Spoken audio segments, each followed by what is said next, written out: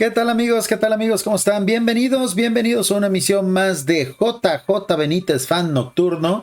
Estas emisiones que hacemos casi todos los martes en el canal de Mi Padre es Azul para hablar de nuestra temática favorita, los libros, todo el contenido que se está generando a partir de JJ Benítez. Vaya cantidad de contenidos valiosos que se están generando, recuperando, resubiendo, analizando de la gran obra de JJ Benítez. El día de hoy, amigos, no es la excepción.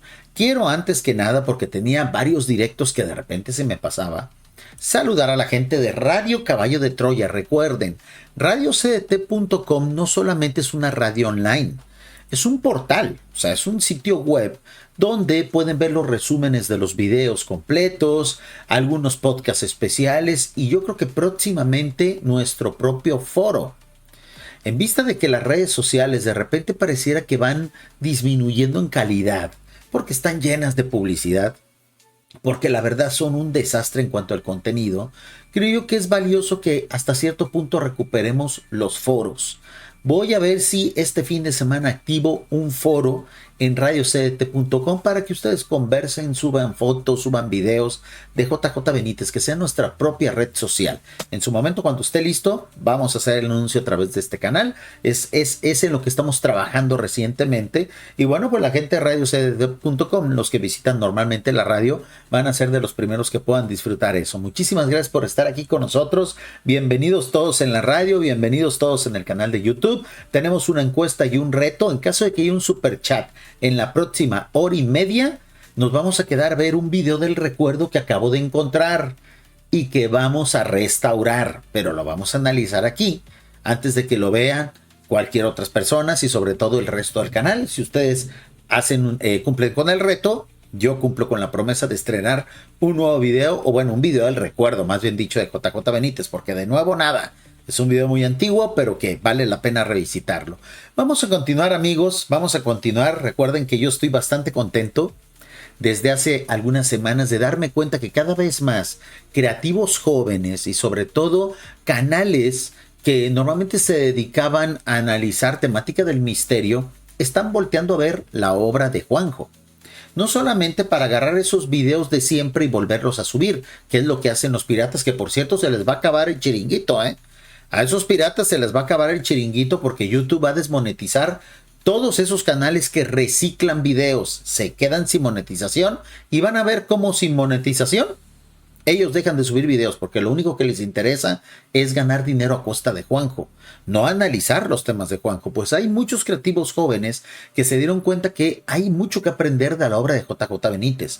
Y uno de esos creativos o grupos de creativos es el canal Emisiones Podcast, que tal y como lo habían prometido desde la semana pasada, ya subieron el análisis, la tertulia que ellos hicieron de el segundo libro de la saga Caballo de Troya, el famoso libro de Masada, el cual resumieron de la siguiente manera. En este video exploran nuestros amigos de Emisiones Podcast la obra de Caballo de Troya, la número 2, Masada, del gran autor JJ Benítez, abordando la figura de Jesús, un Jesús más humano, sus milagros desde las perspectivas científicas de los protagonistas y el contexto histórico de la fortaleza de Masada durante una revuelta judía. El proyecto Caballo de Troya explora la figura de Jesús, su contexto histórico, sugiriendo que su vida y su muerte podrían tener dimensiones sorprendentes y misteriosas. Y vamos a iniciar, porque recuerden que ahora con estas nuevas normas de YouTube ya no puedo ver el video completo, tengo que ir saltando, hay que respetar el contenido original. Pero comenzamos precisamente con la primera parte para irnos poniendo en situación y luego empezamos a saltar en el tiempo. Nuestros amigos de este gran podcast, Emisiones Podcast, pues han dado un salto cuántico en sus contenidos y ahora están analizando la gran obra de JJ Benítez. A mí me da muchísimo gusto que jóvenes, que creativos estén entendiendo que aquí hay mucho valor cultural y sobre todo mucho valor espiritual. Comenzamos, amigos, comenzamos. Hasta donde la conocemos, pero el mismísimo autor dice que todo esto que él escribe es real. A pesar de todo lo que pudiéramos llegar a pensar pues de la figura de Jesús, en su casa Jesús no era tan bien recibido. Estamos escuchando el clásico resumen que hacen este tipo de canales que se dedican solamente a charlar. Hacen un resumen de todo el contenido del video para invitarnos a que lo disfrutemos, ¿no? Entonces, como un resumen rápido, ellos mismos lo están haciendo al inicio de su video. Recuerden, en la descripción tanto de este directo como del resubido y del podcast está el enlace para que vayan y vean el video completo. Yo lo voy a ir saltando porque son las nuevas normas de YouTube. Ya no podemos hacer esas video reacciones en las que yo iba parando y avanzando. Eso ya está prohibido. Eso es algo que debemos de respetar, ¿ok? Entonces vamos a ir avanzando y a partir de ahí sacando nuestras ideas y conclusiones. De todos modos, creo yo que la mayoría de la gente que está el día de hoy en vivo, tanto en la radio como en YouTube, ya hemos leído esta obra. De lo que se trata es de que la volvamos a recordar juntos, ¿no? Uy, pues es que nunca ha pasado. Es un evento único en la historia de la humanidad. El sistema en ese momento ya lo había sentenciado, aunque aún no era públicamente, pero ya sabían que a ese hombre lo iban a matar. Exactamente, amigo, siempre estuvo claro, ¿no? Siempre estuvo claro que la misión de Jesús iba a terminar mal, de una u otra forma, más tarde que temprano. ¿Por qué? Porque eran ideas muy revolucionarias, eran ideas que rompían totalmente esquemas. Y bueno, pues al menos debido a muchas decisiones que tomó Jesús para evitar que lo capturaran, que al final lo capturaron, para que al final lo ejecutaran, que al final lo ejecutaron, trató de moverse dentro de las normas, pero no fue suficiente. Yo creo que en planetas como el nuestro, hombres o dioses hombres como Jesús siempre terminan así. Se cuenta en muchas crónicas que los Jesús de otros planetas no han terminado tan mal, porque se supone que a cada planeta le llega su Jesús. O un hombre Dios que tiene que visitarlos. Entonces en nuestro planeta ya ocurrió eso y vean cómo terminó. Un saludo, mi estimado fan de Celinet, gracias por estar aquí con nosotros. Un saludo, mi estimado Alex 1999, muchísimas gracias. Pues estamos analizando, mis estimados amigos, un podcast donde hablan de la segunda parte de la saga Caballo de Troya. Ellos ya prometieron que van a analizar los 12 libros, así es que tenemos mucho trabajo por delante también. Y pues de cierta forma sabemos que toda esta historia Jesús ya la sabía. Sabía cómo iban a pasar las cosas, aunque nunca lo dice. Es que esto es completamente destruir cualquier religión. Creo que sí hay un punto en el que el humano sí puede ser extraño y puede tener como fenómenos de ese tipo, curaciones milagrosas, etcétera, pero hasta cierto punto. El libro sí te insinúa muchas veces dos opciones.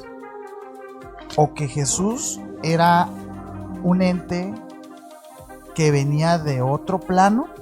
Eso está muy bien manejado por Juanjo, amigos, ¿eh? Por eso este libro ha generado tanto impacto. Este libro no puede dejar indiferente a nadie, incluso hasta los escépticos. ¿Por qué? Porque se manejan ideas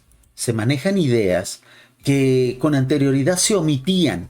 Se le daba solamente un carácter místico, pero gracias a que Juanjo es un especialista en la temática ovni, esa fue su gran contribución a entender a Jesús de diferente forma, ¿no? O que Jesús era, al igual que Jasón, un viajero en el tiempo. Muy bien planteado. Recuerden que vamos a ver precisamente la visión de estos dos podcasters, que se nota que se leyeron el libro recientemente, que a lo mejor conocen la obra de JJ Benítez, pero que han decidido agregar a su programación, a la programación de su canal de YouTube, que cada vez está mejor, que va creciendo ampliamente, pues el análisis de esta obra. Comienza el video analizando y explorando la figura de Cristo, un Cristo humano, y sus milagros, ¿no? Desde la perspectiva científica. Se discute la idea de que precisamente los milagros, al menos por parte del personaje Jasón, tenían que tratar de analizarse desde un punto de vista científico, aunque era muy difícil abarcarlo así. Se enfatiza que Masada, que fue el lugar donde se da el segundo salto en el tiempo, es parte de precisamente un lugar, un enclave que tiene mucha historia y que hasta cierto punto sirvió como un lugar estratégico para luego hacer más viajes en el tiempo por parte de los protagonistas de esta obra. Entonces vamos a irnos un poquito adelante en el video para continuar con el análisis de este interesante podcast. La humanidad se ha desarrollado y ha evolucionado, pues, ¿no? cosa que también es contraproducente porque también crea los conflictos globales, etcétera, ¿no? Entonces, cuando tú mencionas a un Cristo más humano, creo que es el humano que deberíamos de ser, ¿sabes? En esta obra se explora mucho eso, porque si empiezas a notar a un ser, a un hombre que no está del todo como cuerdo, güey. Y es hablando directamente de Cristo, porque hace cosas y dice cosas que no tienen sentido para la sociedad actual en ese momento. Exactamente, e incluso, amigos, si muchas de las ideas de Jesús se trajeran a la actualidad, también romperían esquemas. El mundo en realidad nunca estuvo preparado para la llegada de Jesús. Y recuerden que yo ese tipo de afirmaciones que hace Juanjo en la actualidad, sobre todo cuando presentó el libro de las guerras de Yahvé, no las comparto. O sea, nunca el mundo pudo haber estado listo ni medio preparado para la llegada de un hombre Dios. Todo aquel planeta, que recuerden que solamente ocurre una vez en la vida de cada galaxia, que el creador de dicha galaxia vaya y viva en uno de los mundos que creó. Esto que pasó aquí solamente se repite una vez por cada galaxia. Entonces muchos me dirán, Monster, entonces ¿por qué JJ Benítez y tú a veces también dices que en todos los planetas llega un ser como Jesús? Bueno, llega un ser diferente como Jesús a vivir una vida medio similar a la de Jesús, pero no exactamente igual. La vida que se vivió aquí por parte de Jesús es totalmente inédita. Solamente ha pasado una vez y nunca más volverá a pasar. Por lo tanto, choca con todos los esquemas.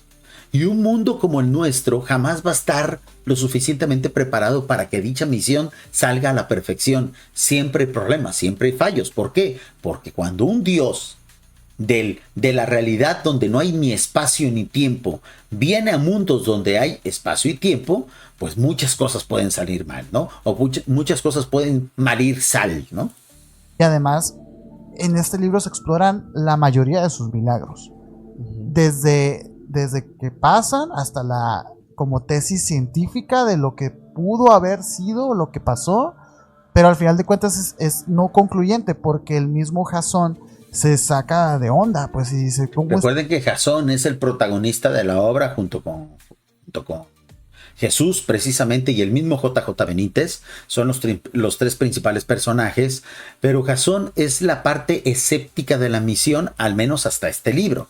Ya luego en el tomo número 5, número 6, Jasón se vuelve totalmente creyente en Jesús, deja de analizar las cosas de manera científica, lo hace más de manera humana, siempre llevando lo que es la historia de la mano, pero ya no con tanto escepticismo y sobre todo con tanto interés por conocer como ocurre en el primer libro y en el segundo libro. Es posible que esto esté pasando, es como si este hombre tuviera el control absoluto de la materia y del tiempo y de todo. Pues, entonces, es muy curioso. Vamos a hablar de eso.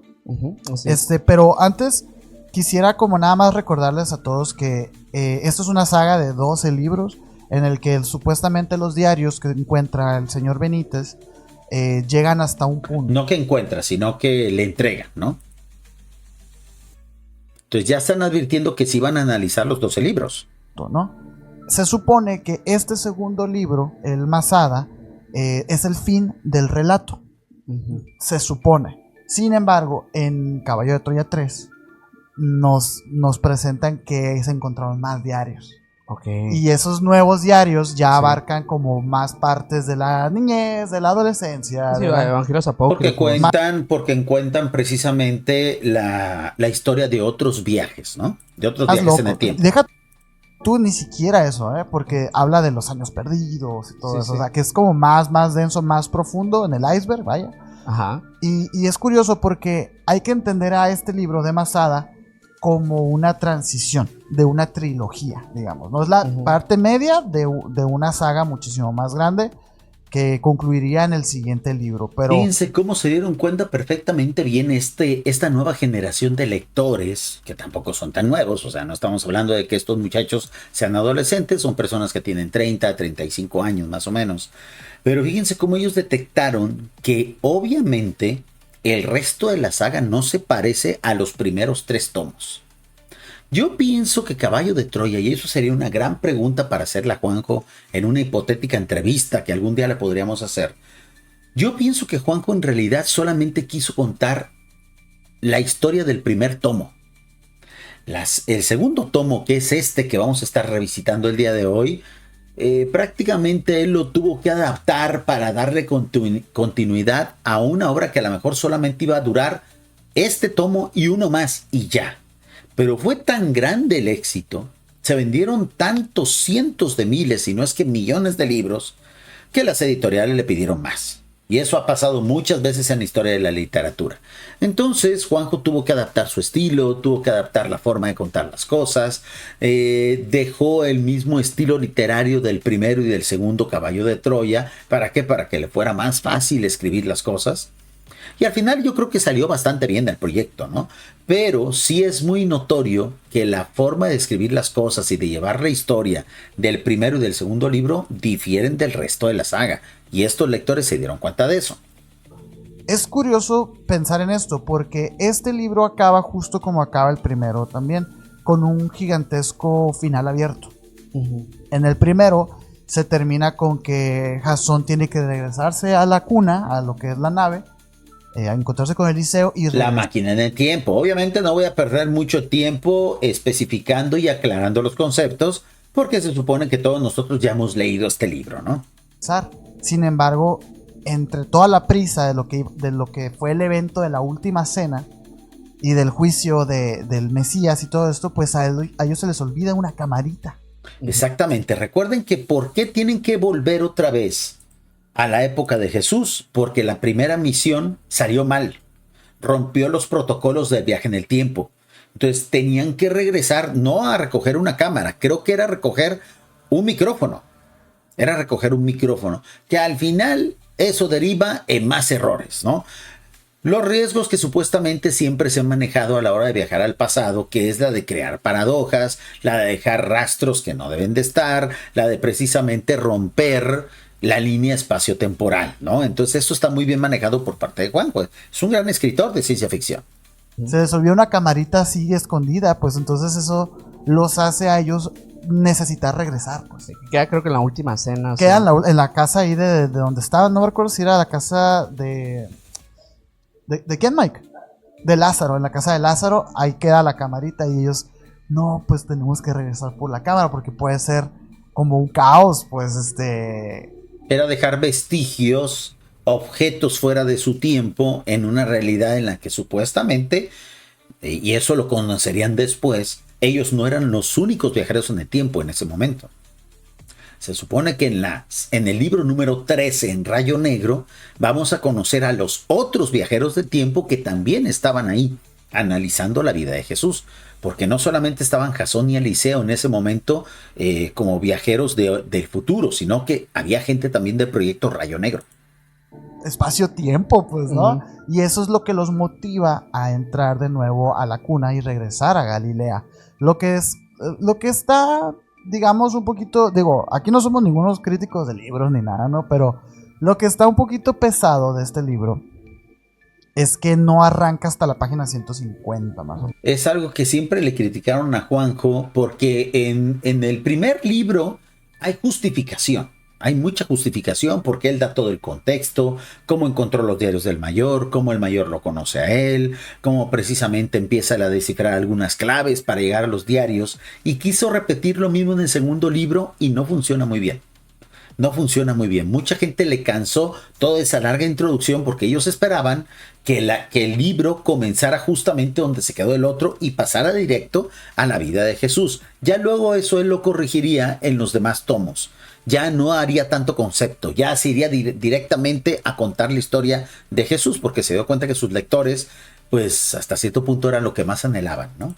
O sea, como por ahí de las 150 es cuando ellos ya regresan a la Galilea, se introduce una subtrama ahí entre espionaje ruso y estadounidense que es interesante, ¿no? Sí. Es interesante porque... Es interesante, pero que ya no se entiende en la actualidad. O sea, a veces ese es el problema de que los autores hagan proyectos muy, muy temporales, con problemas, con situaciones que solamente pueden entender y valorar las personas que viven en la época en la que fue precisamente emitido el libro. Pero ya cuando pasan 20, 30 años y empezamos a leer sobre los conflictos políticos de los años 80 y 90, pues ahí ahorita ya a nadie le interesa, ¿no? Eso luego termina evolucionando a otras cosas como los niños índigo y todo eso que se explora en otros libros, pero si tú te quedaste como muy muy picado en qué va a pasar con la historia. Exacto, te da el bajón, esa introducción tan larga, ese manejo de tantos temas te da el bajón como fan, ¿no? Entonces mucha gente abandonó la lectura de Caballo de Troya también por esa situación. Ya luego regresarían con Caballo de Troya 4, 5, 6, porque Juanjo se dio cuenta que había que omitir esas largas introducciones, ¿no? Jesús y todo esto, pues sí es un parón, pues empezar a leerlo y decir, oye, pero ya vamos pues para allá, porque la cámara y todo eso, ¿no? Sí. Y precisamente cuando ellos viajan, se empieza a describir cómo llegan ellos y hubo un desfase de tiempo. Uh-huh. Entonces, ubiquémonos en la línea cronológica, ¿no? Pues cuando Jasón se va, pues Cristo ya había como muerto, ya había fallecido. Sí. Entonces, cuando ellos regresan en este segundo libro, no regresan a ese momento, sino que regresan en los momentos en los que Cristo aún no era una figura pública. Uh-huh. Entonces empieza a explorar esa parte. Y es un poco ahí, pues es lo que lo hace complicado, pues. Es lo que hace complicado. Sí, recuerden que son diferentes saltos temporales y es la gran atribución que tiene esta obra, porque Juanjo obviamente entendió que en el asunto del viaje en el tiempo estaba el gran atractivo de esta saga. Ya luego sabría magistralmente pasar la cuestión del viaje en el tiempo a segundo plano y se abocaría totalmente al análisis de la figura de Jesús. Interesante, amigos, la verdad es que obviamente esto es una nueva generación de lectores. Insisto, veremos cómo los adolescentes de la actualidad, cuando empiecen a hacer sus propios contenidos, gente que ahorita tiene 15, 13 años y que ya empieza a leer la saga de Caballo de Troya, ¿cómo opinarán de ella en los próximos 10, en los próximos 15 años? Pues de manera muy diferente como nosotros lo vimos, ¿no? Porque son diferentes formas de pensar. Saltamos, amigos, en el video y vamos a la parte donde se explora la figura de Jesús a través de la narrativa de JJ Benítez, destacando sus milagros y la profunda conexión que establece con las personas que sufren. Se menciona a la suegra de Pedro, quien estaba gravemente enferma. Se describe cómo los milagros de Jesús comienzan a atraer a muchas personas, algo que no quería Jesús. De hecho, que él incluso había preferido que no ocurriera así. La cuestión se le salió de las manos por el auge, por el tipo de fe que había en ese tiempo. Y bueno, pues al final la cuestión de los milagros terminó ganándole a la cuestión del mensaje. Muy bien, vamos a ver cómo lo analizan nuestros estimados amigos. O sea, a lo mejor y la suegra de Pedro pues estaba ya en las últimas de la enfermedad y esto como que la motivó nada más y la paró, pero no, checó sus signos vitales y estaba completamente sana. Entonces este es el primer el primer ápice de que el libro te está diciendo que Jesús trae algo raro, o sea, como que puede hacer cosas raras, pues, ¿no? Desde ahí empiezan a pasar estos milagros una y otra vez, porque esto de las... ¿Qué se refieren con el milagro de la suegra de Pedro? Recordemos, insisto, yo creo que todos ustedes ya conocen la historia, ¿no? Después de que Jesús resucita a Lázaro, supuestamente, que en realidad no lo resucitó, le curó una enfermedad que era pues muy parecida a esta enfermedad que antes confundía a los médicos con la muerte. La enfermedad que puede hacer que una persona parezca muerta se llama catalepsia. En este estado, la persona puede permanecer inmóvil y rígida, con una respiración y pulso muy bajos, dando la impresión de estar muerta.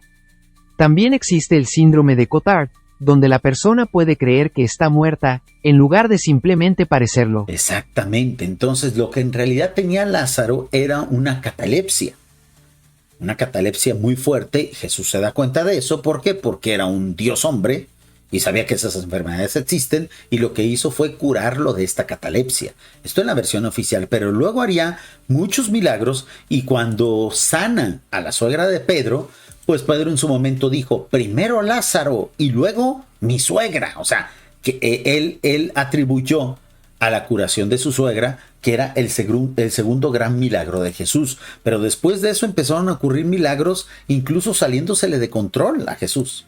Suegra de Pedro se difunde la voz ahí en la ciudad y empieza a llegar un montón de gente a la casa de Pedro. Enfermos, tullidos, ciegos, endemoniados, posesos y así. Sí. Y el mayor narra que era un espectáculo desgarrador, porque eran Sí. niños moribundos, madres desesperadas, ancianos que estaban ya en las últimas, todos arrodillándose ante aquel hombre Sí. que JJ Benítez lo describe como... Y digo el nombre del autor porque se me hace mucho más profundo que decir Jasón el mayor, pues, ¿no? Exacto, lo entendieron a la perfección, amigos. Lo entendieron a la perfección. O sea, estos jóvenes dicen, está padrísima la historia de Viaje en el Tiempo. Está padrísimo todo lo que es el contexto histórico, de cómo llegaron, el proyecto, cómo se prepararon. Pero ellos entendieron que en realidad todo lo que se describe ahí, pues es fruto de la imaginación, es fruto de la propuesta de JJ Benítez. O sea, es obvio, ¿no? A lo mejor a nosotros en su momento, personas de los años 80 y 90, que sí consumíamos ciencia ficción, pero no tanta como lo que hay en la actualidad, pues sí se nos pudo llegar a confundir lo que es la ficción con la realidad. A las nuevas generaciones ya no les pasa eso, porque ellos han consumido 400, 500 veces más de ciencia ficción que nosotros, entienden el lenguaje y por lo tanto descifran rápidamente, pues cuando en realidad una historia es 100% ficticia, ¿no? Que es el protagonista de la historia. O sea, JJ Benítez describe a un Jesús muy real, muy honesto. Lo describe muy honestamente, pues, porque él describe que su mirada es una mirada serena, o sea, como de alguien que ya sabe lo que está haciendo, y manos firmes. Como que lo que hace, lo hace sin dudar absolutamente, pues, ¿no? Eso es una gran descripción. Así es como actuaría un hombre que sabe que es un dios, con toda la seguridad, con toda la firmeza, sin titubear, sin riesgo a equivocarse. Que también habla mucho de las corrientes gnósticas, de lo que proponen, de lo que es la verdad, de lo material, de la seguridad y la confianza, pues, ¿no? Básicamente. El mayor observa desde un rincón y experimenta una conmoción interior al presenciar algo que en la ciencia no existe, que es el contacto de un hombre con una fuerza de sanación real. Esto, fíjate que me parece muy loco, Sí. porque hay un símil contemporáneo, que es Pachita. Bueno, nada que ver, amigos, ¿eh? Nada que ver. No. Hay niveles. El caso de Pachita, nosotros lo hemos analizado en el canal de Lo Extraordinario, es una total exageración. Y también en el canal de Salvador Freixedo, por cierto. El caso de Pachita es una distorsión de lo que era una especie de capacidad de manejar un efecto placebo. Pero Pachita realmente no tenía tantos poderes. Tanto así que después de que Pachita se hace famosa aquí en México, yo lo he dicho muchas veces, en todas partes de la República empezaron a salir viejecitas, señoras más o menos similares a Pachita, que tenían el mismo poder. Entonces, para mí el caso de Pachita es una exageración y sobre todo un fraude. Un saludo, mi estimada Azul, dice, llegué tarde, llevamos media hora de directo, vamos a estar todavía una media hora más aquí porque estamos analizando el segundo podcast de Tertulia, donde estos jóvenes están analizando el segundo libro de la saga Caballo de Troya, una saga que nosotros, la verdad, no hemos decidido hacerle un video en específico porque todo el mundo lo conoce. Yo preferiría hacer análisis de los libros más desconocidos de JJ Benítez, pero que es interesante ver cómo nuevas generaciones, lectores que tienen 20, que tienen 30, que tienen 40 años, están interpretando de manera diferente la saga. Entonces, para que vean que nosotros al final, en su momento, pasaremos a la historia como los primeros que entendieron esta obra, los primeros que la analizaron, pero no necesariamente los mejores y los últimos, porque ellos lo están interpretando de otra forma. Entonces, comparar a Jesús con Pachita es un tremendo error, porque Pachita era un fraude. Pachita era un fraude, tanto así que jamás hubo videos de Pachita, porque sabían que si grababan a Pachita, se le iba a descubrir el truco que utilizan muchos sanadores filipinos, que es utilizar el efecto placebo a través del trauma psicológico, ¿no? Imagínate esa conmoción del mayor de ver eso. Yo me imagino que es algo que Jacobo Greenberg experimentó también. Sí. Eso de yo. Hemos hecho videos en el canal de los héroes de Freixedo, donde hasta cierto punto nosotros criticamos tanto a Jacobo Greenberg como un poquito también a Salvador Freixedo, de que no hayan sido todavía más incisivos, que no hayan sido un poco más escépticos con Pachita, como que se dejaron hasta cierto punto sorprender por estas cosas. Jacobo Grinberg debió haber sido más científico y Salvador Freixedo debió haber sido más escéptico y más sacerdote en ese caso. Y sobre todo haber videograbado a Pachita. La clave estaba en hacerle videos, no en hacerle fotos, no en estar ahí con ella, era hacerles videos, sobre todo con 4 o 5 cámaras a la vez, para descubrir su truco de manos. Que soy hombre de ciencia, veo como una viejita está materializando un corazón. Ajá, o sanando a alguien con sus manos. Es como el contacto. Es pura mitología eso, amigos, ¿eh? No hay pruebas científicas de eso. Nunca hubo análisis previos y posteriores a las curaciones de Pachita. Eran solamente dichos. De un hombre con una fuerza de sanación real, pues, ¿no? Es muy loco. Y aparte una mente científica, que sí. Eso también es otro punto interesante. Digo, a pesar de que tal vez en una primera misión Jasón ya había experimentado y visto ciertos fenómenos extraños, porque otra de las razones por las cuales recuerdo que pues ellos regresan es por esto que tiembla, ¿no? El que tiembla. Y ellos quieren investigar realmente de dónde viene este fenómeno tan extraño. Y al final los detalles de dicha investigación no se han entregado, ¿eh?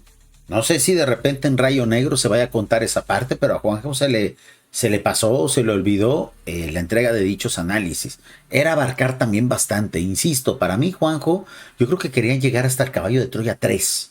Luego la obra se le salió de las manos. ¿Por qué? Porque la editorial le pedía más, y más, y más. Dice mi estimada Azul, Monster, hay cosas muy difíciles de demostrar, pero eso no significa que no existan. Los sanadores reales no tienen poder, pero son puentes e instrumentos de Dios quien obra. Mira, mi estimada Azul, en el caso de Pachita hubo un grave error.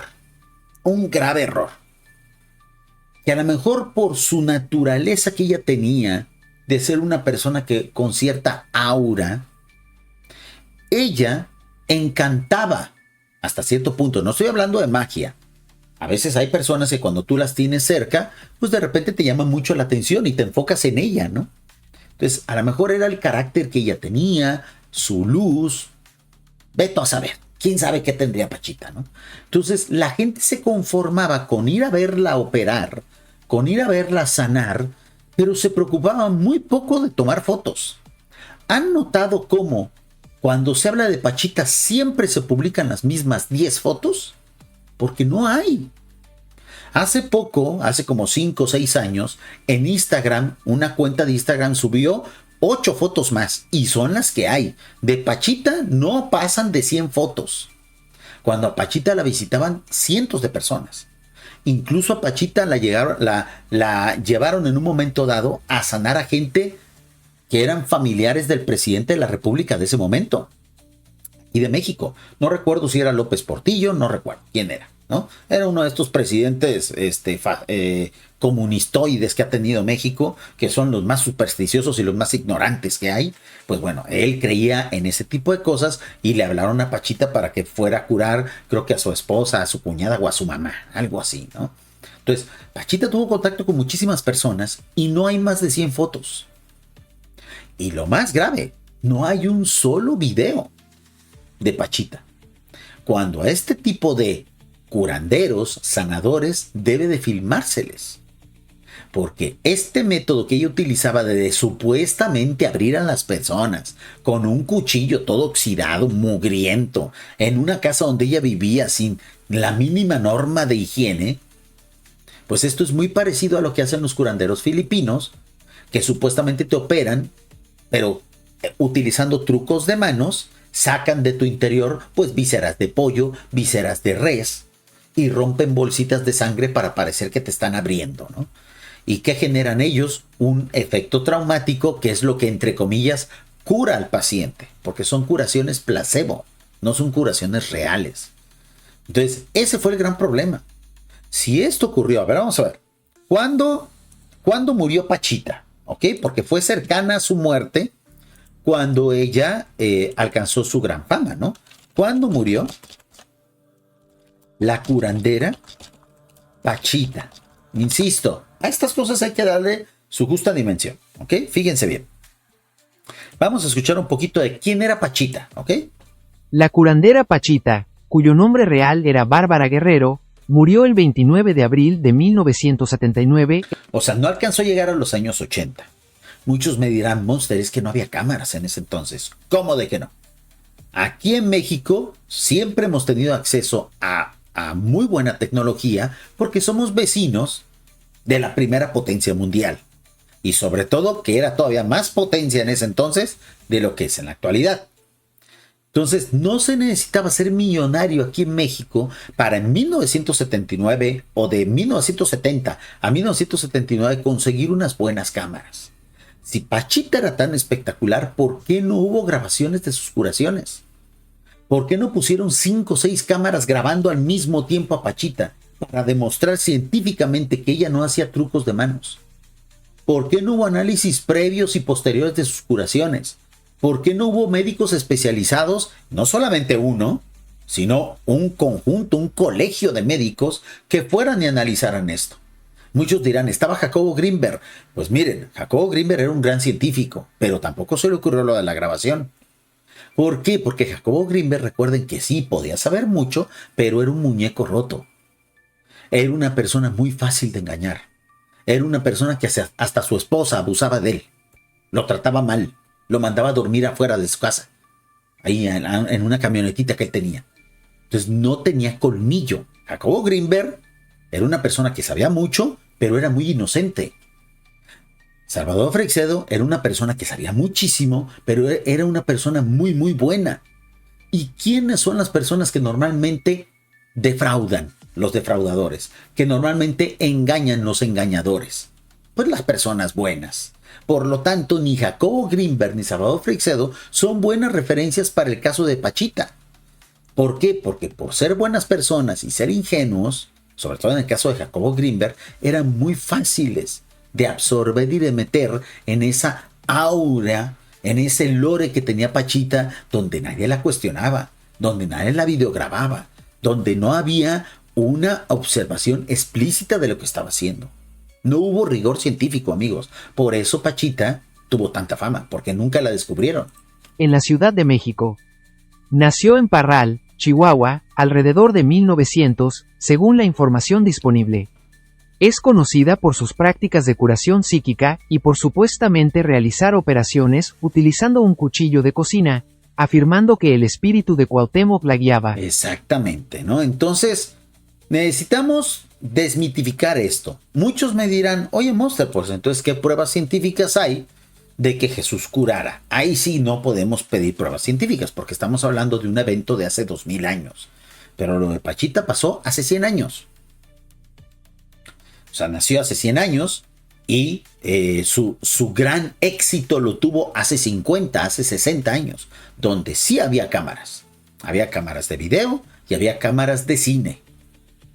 La clave era videograbarla. ¿Para qué? Para reproducir luego el video en cámara lenta y ver si de repente Pachita sacaba algo de la manga, sacaba algo de la mesa, rompía una bolsa de sangre cuando supuestamente operaba, etcétera, etcétera. Lo que se hace en la actualidad para descubrir estos fraudes. Entonces aquí hay un grave fallo del video porque están comparando a un hombre Dios con una maga. Con alguien que hacía magia, trucos de manos. Entonces, ni hablar, ¿no? Ni hablar. Pero bueno, es la opinión de los creativos y obviamente pues es respetable, ¿no? Continuamos. El video explora la importancia del acto de sanación de un leproso por parte de Jesús, destacando la humanidad y empatía en este evento, así como la percepción crítica de las sanaciones en la actualidad. Eso me agrada. Eso me agrada. Aplaudió, o sea, nada más se cuenta como uno más. Entonces me llama mucho la atención eso, porque también el hecho pues de enaltecer en específico habla de su humildad, de su tolerancia, empatía, pero es que no era eso tal cual, pues es que eran todos, o sea, de eso se trata, pues no nomás decir el leproso. O sea, la parte como, digamos, canónicamente importante de este acontecimiento es que al leproso no se le tocaba. Y Jesús lo toca, pues. Y Jesús exactamente, el impacto que tuvo esta sanación de haber existido, insisto. Aquí ya sería rayar en el absurdo que alguien viniera y dijera, pues de eso no hay pruebas científicas. O sea, algo que ocurrió hace 2000 años, hace 5000 años, es muy difícil que deje un vestigio científico, pero algo que ocurrió hace 70 sí. Algo que está ocurriendo en la actualidad, claro que debe tener vestigio científico, porque puede ser documentado, hace 2000 años no. Era prácticamente imposible documentarlo. Dice mi estimada Azul, Monster, pienso que a veces los instrumentos no buscan la fama. Mi estimada Azul, si Pachita no hubiera buscado, en efecto ella nunca buscó la fama, porque era una persona que vivía de manera muy humilde, pero si Pachita ya había dejado que un médico le ayudara, que era el que supuestamente cosía las heridas, si ya había dejado que Salvador Freixedo operara junto con ella, porque Salvador Freixedo decía, yo una vez metí la mano en una herida que abrió Pachita con el cuchillo oxidado. Si ya había dejado que Jacobo Greenberg se fuera a vivir con ella, pues yo pienso que hubiera sido más fácil para ellos dos, sobre todo, para Salvador Freixedo, para Jacobo Greenberg, convencer a Pachita y decirle, doña Pachita, denos chance de videograbarla para demostrar que su don es real. Yo creo que ni siquiera les pasó por la cabeza. Yo creo que por ahí va el asunto.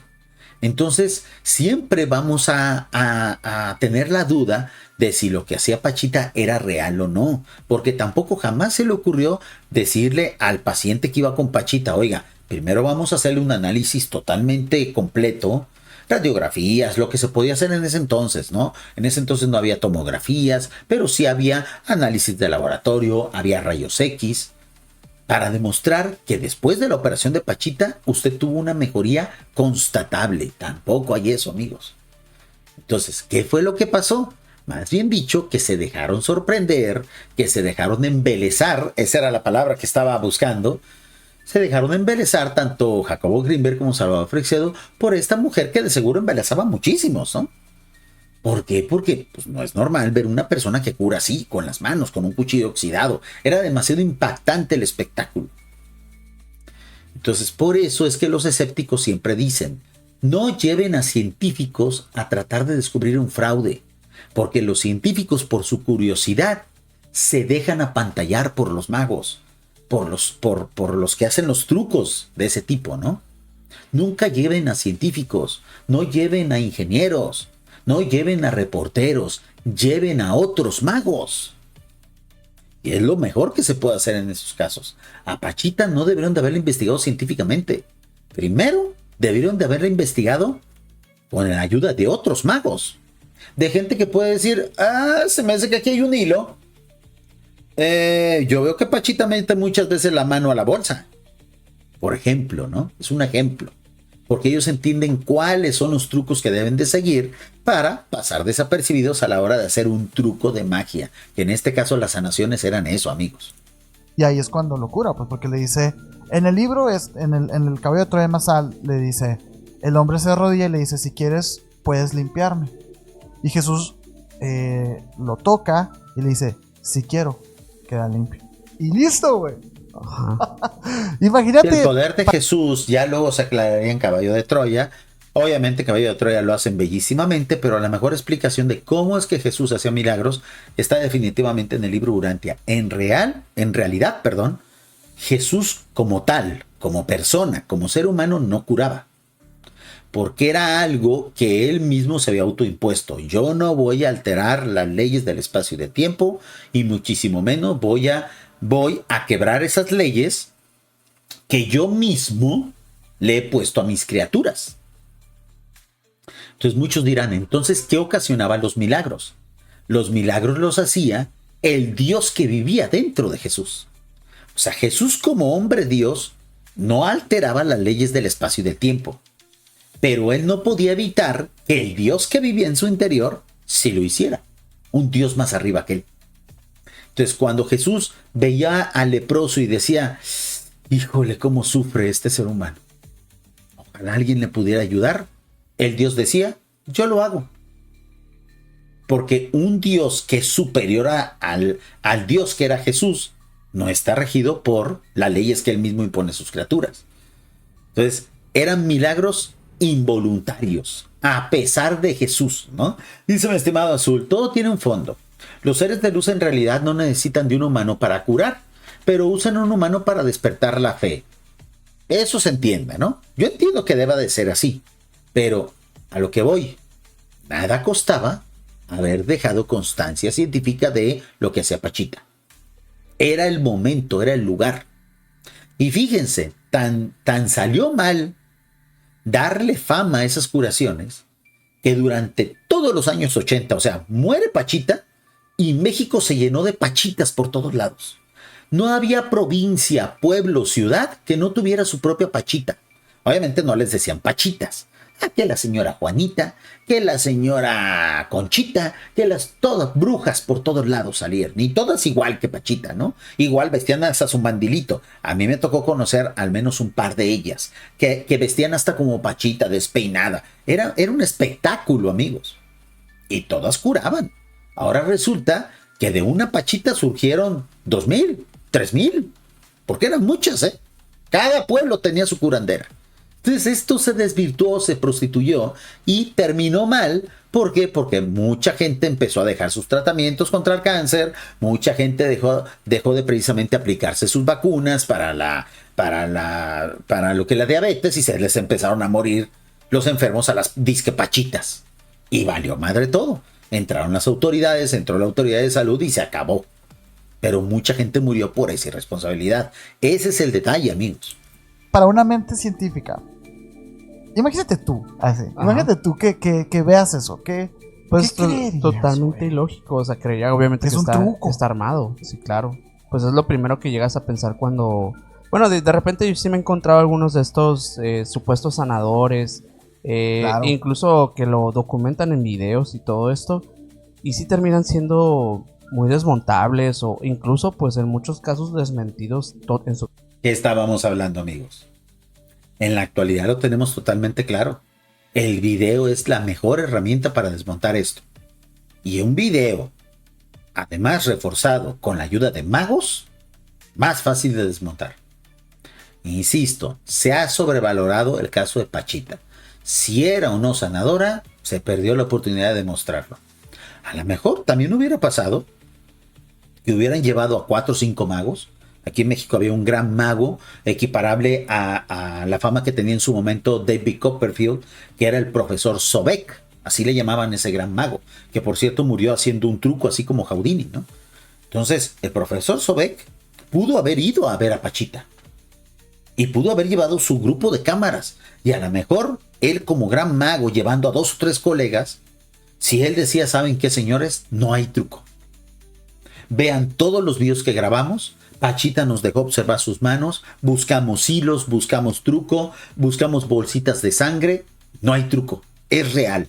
Y además, un grupo de médicos confirmó que en análisis previos y posteriores se notó que este señor se curó de cáncer. Pachita es real. También se perdió esa oportunidad porque no se hizo bien. Es decir, hay que aprender de la experiencia de Pachita. A mí no me cabe la menor duda de que existan personas que puedan hacer esto. Hay una explicación pseudocientífica de cómo podrían hacer eso, que no tiene nada que ver con que te posea un ser ni nada de eso. Eso era lo que decía Pachita. Eso es lo que ella decía. Entonces, a lo que voy es, no, en un momento dado, si de repente llega una nueva oleada de Pachitas, ese es el método que debemos de aplicar. Con rigor, con evidencia en video y con la ayuda de magos. Su totalidad. En algún momento llega alguien que comprueba que todo aquello que hacían era falso. Digo, en algún momento se hacían las mesas espiritistas como de manera pública, y en muchos casos se reveló que todo eso era un show, era un espectáculo con poleas y con un montón de cosas. Sí. Y pues ahora, digo, hoy en día que es un poco más sencillo porque también tenemos más cuestiones de maquillaje prostético, cosas que se pueden... Videos, fotos, los videos, o sea... las fotos que también, digo, la inteligencia artificial hoy hace maravillas con eso. Pues yo creo que por eso mismo no lo creería. Hoy menos que antes. Es muy curioso porque también en este El detalle es que, bueno, es imposible demostrar si algo fue real o no cuando ocurrió hace 2000 años. O sea, aquí tenemos un problema de distancia. Ese problema no se tenía en la época de Pachita y se desperdició. Se desperdició totalmente, amigos. Totalmente. Y la verdad es que es una tristeza porque a lo mejor ahí estaba la prueba irrefutable de la existencia de estas cosas. O la prueba irrefutable de que nada de esto existe.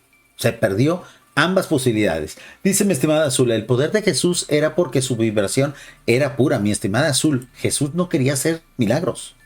Él mismo, cumpliendo una orden de un hermano espiritual mayor a él, lo prometió. Y hasta cierto punto lo cumplió. Él jamás, por su propia naturaleza, curó a nadie. A nadie. Quien curaba a los seres que él tenía compasión era el Dios que vivía en su interior. Porque es algo muy complejo de explicar, pero en realidad, y Juanjo lo podría explicar perfectamente bien, es uno de los temas más altos de humanidad que Juanjo no ha decidido tocar. En realidad en Jesús habitaban tres personalidades a la vez. La personalidad humana, es decir, Jesús de Nazaret, hijo de María y de José. La personalidad de Micael de Nevadón, que es el ser que creó esta galaxia, cuyo nombre es Micael de Nevadón, ¿no?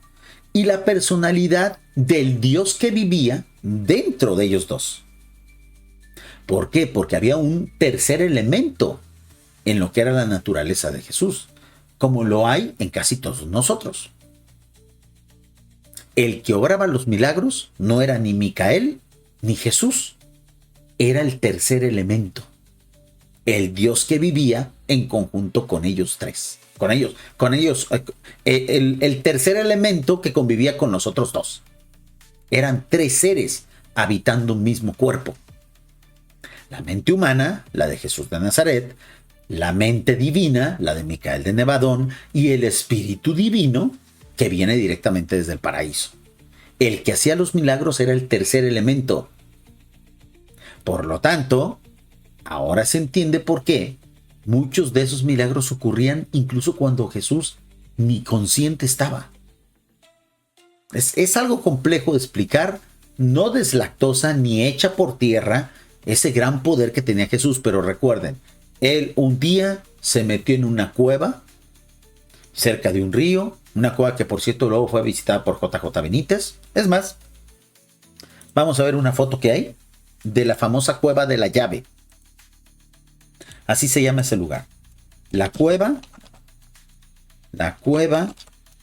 ya para empezar a despedir el directo, amigos, la cueva de la llave. JJ Benítez. A ver si está todavía la foto. Ah, miren, aquí está.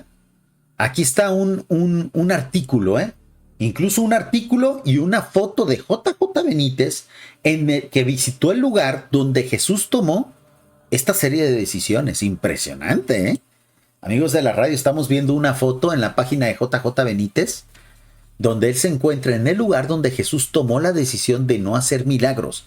Y eso lo cumplió. ¿Por qué? Porque él no hacía los milagros, los hacía el Dios que vivía en su interior. El artículo dice a continuación: una señal de Abba. Y llegó uno de los momentos culminantes en la vida terrenal del Hijo del Hombre, aquel verano del año 25 de nuestra era. Jesús de Nazaret estaba a punto de cumplir 31 años. Esta es mi información. El maestro sabe que su hora está próxima y decide retirarse en solitario, a la falda del monte Hermón, un domo de calizas jurásicas coronado por la nieve y abrigado por los míticos y soberbios cedros del Líbano. La montaña sagrada en la actual frontera entre el Líbano e Israel.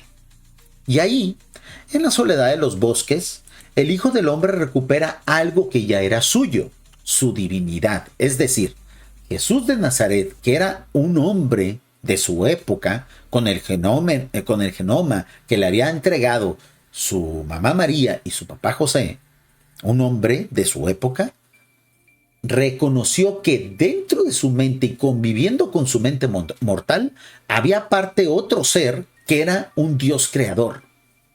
Pero una vez que él entendió esa realidad, luego tuvo que aceptar la existencia de un tercero, que era superior a un Dios creador, que es el fragmento que todo mundo tenemos en nuestro interior, ¿no? El fragmento, la chispa divina. Muy bien. En un proceso incomprensible para la mente humana, El Galileo hizo suya la naturaleza divina. A partir de ese instante se transformó en un hombre Dios. Sus viejas dudas e incertidumbres desaparecieron. Ahora definitivamente sabe quién es, uno de los grandes hijos de Dios, Abba, el buen Dios. Inexplicablemente, ese histórico momento en el Hermón fue nuevamente silenciado por los evangelistas. Tampoco consigo explicarlo, pues es que ni se dieron cuenta, porque estas fueron cosas que le pasaron solamente a Jesús y que Jesús medio les contó a los evangelistas y ellos, pues como no escribían nada, pues al tiempo se les olvidó, ¿no? Tampoco consigo explicarlo.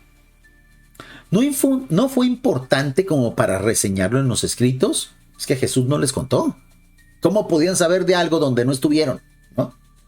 No les contó con tanta exactitud, ¿no? ¿Se perdió o fue censurado? La cuestión es que ninguno de los escritores sagrados acertó a explicar en qué instante y en qué lugar se produjo el trascendental suceso del reencuentro de Jesús con su naturaleza divina. Desde mi punto de vista, insisto, uno de los mayores momentos de gloria en la vida terrenal del Galileo, y los errores y tergiversaciones se suceden. Las tentaciones. ¿Fue tentado Jesús de Nazaret? Así lo cuentan los evangelistas. Sucedió después del bautismo en el río Jordán que Jesús se retira al desierto y dicen que permanecería durante 40 días ayunando y en soledad. O sea, Jesús se hubiera muerto, se hubiera ayunado 40 días, amigo. Pero es parte de la leyenda, ¿no?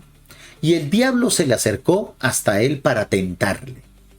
El maestro, y aquí viene ya la parte donde Jesús buscó el lugar donde se dio esa situación. El maestro efectivamente acudió al Jordán y fue bautizado por su primo lejano, Juan el Bautista o Yohanan, ¿no? Era el 14 de enero del año 26 de nuestra era, porque recuerden que Jesús en realidad nació en el año -7, ¿ok? Por eso se desfase. Y de inmediato se alejó del río y de la gente que acompañaba al Bautista, dirigiéndose al este, en las proximidades de la ciudad de Peya, el norte de la actual Jordania. Primer error. Jesús nunca se retiró al desierto.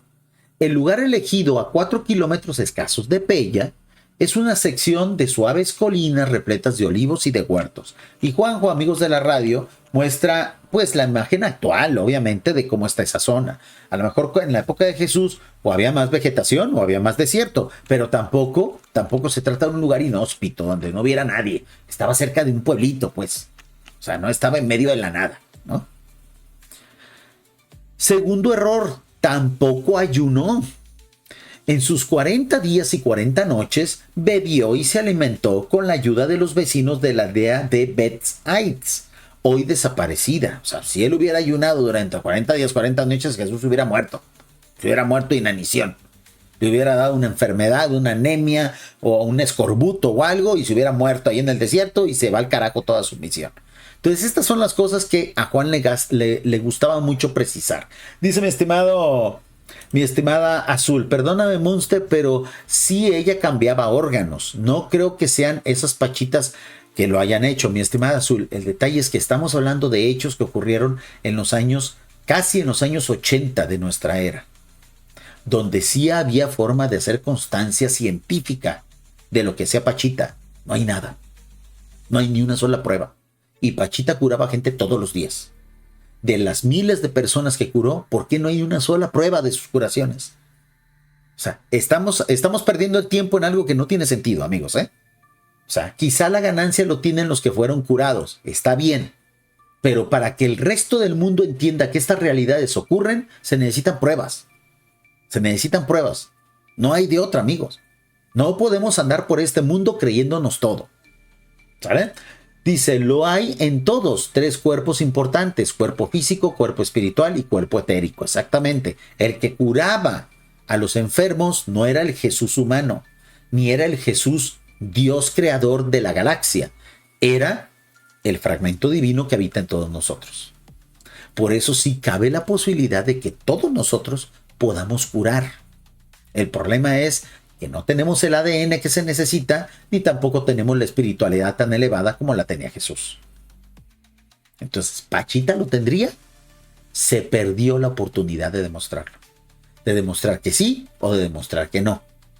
Y en esto, amigos, prima lo negativo. Si algo no se puede probar, entonces no es real. Así tenemos que ver estas cosas. Si algo se quiere o se debe de considerar real, se tiene que probar que es real. Como no se probó que era real lo de Pachita, ni hablar. Es falso, amigos. Es falso. Porque si no, vamos a andar por la vida creyéndonos cualquier historia, cualquier cuento, cualquier cosa. Y eso es algo que no nos podemos permitir en esta civilización del siglo XXI. Dice mi estimado Master Desert, el ayuno es una práctica milenaria. Los chinos prácticamente ayunaban más de 40 días. Pues mi estimado Master Desert, una cosa es el genoma de esa civilización, que están chiquitos, que prácticamente comen cualquier cosa, comen hasta perros, comen hasta murciélagos. Y otra cosa es la civilización a la que pertenecía Jesús. Y más cuando Jesús era prácticamente un hombre que necesitaba muchísima proteína porque estaba mamadísimo, porque era altísimo, porque tenía una complexión que exigía toda esa cantidad de energía. Un chinito, chiquito, ahí, flaquito, pues se puede ayudar hasta 4 o 5 meses si quieres, tomando agua. Pero Jesús no. Jesús era un mastodonte, amigos. Era puro músculo. Claro que ocupaba comer. O sea, esas son las cosas en las que la gente no se detiene a pensar. Y solamente creen que porque era un hombre Dios, era divino. No. Jesús tenía que comer, iba al baño, amigos. Iba al baño, tenía que orinar, tenía que defecar, o sea, era un humano. Esas son las cosas en las que muy pocos piensan. Solamente Juanjo, amigos. Y esa fue la gran contribución que él hizo a desmitificar la figura de Jesús, pero también ensalzarla al mismo tiempo, ¿no? Según mis fuentes, Jesús jamás fue tentado por el diablo.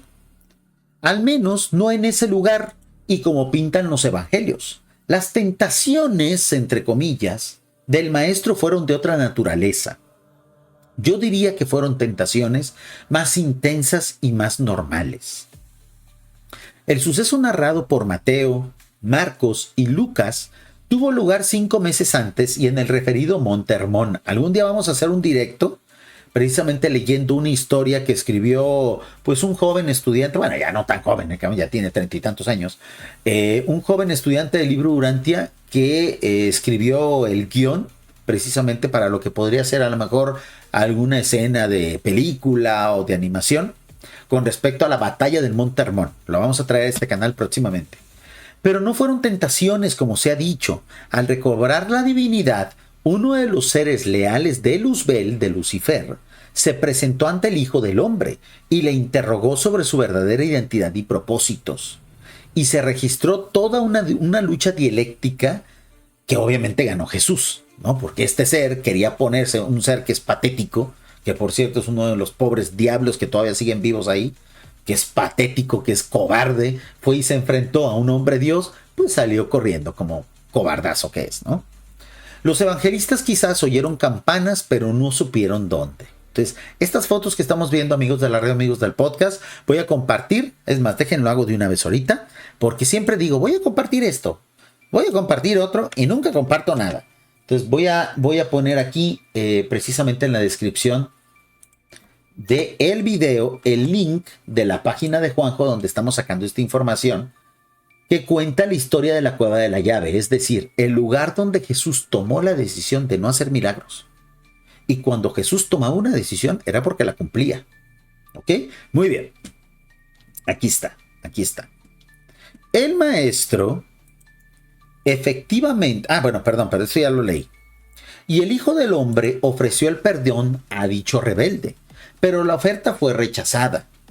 Desde ese instante Jesús de Nazaret se convirtió en el verdadero príncipe de este mundo. Pero por los hechos, como digo, todo eso fue silenciado. Aquí Juanjo yo creo que está siendo un poquitillo muy insidioso, muy estricto con los evangelistas. ¿Cómo iban a saber con precisión los evangelistas hechos que ocurrieron cuando ellos no estaban? Si estos hechos no se los describió perfectamente bien Jesús, pues cómo ellos podrían transmitirlos. O sea, yo pienso que esto fue censurado incluso por el mismo Jesús, ¿no? Y ya que hemos mencionado la cueva en la que según parece Jesús vivió durante esos 40 días, me resisto a pasar por alto una pequeña gran historia en la que me vi envuelto hace algunos años.